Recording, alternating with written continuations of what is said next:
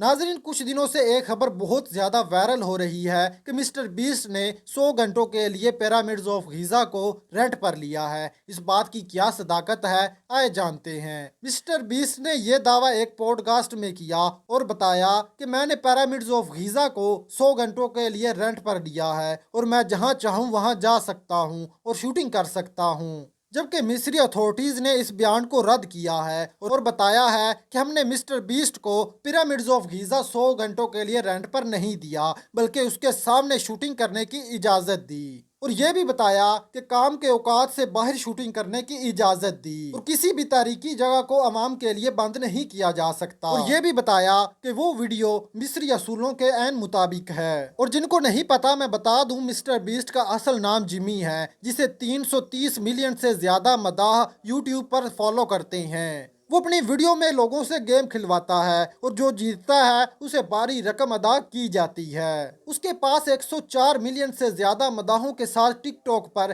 तीसरा बड़ा अकाउंट है और साथ ही एक्स पर 30 मिलियन से ज्यादा लोग उसे फॉलो करते हैं। आप मिस्टर बीस्ट के बारे में क्या राय रखते हैं, कमेंट बॉक्स में जरूर बताइएगा। शुक्रिया।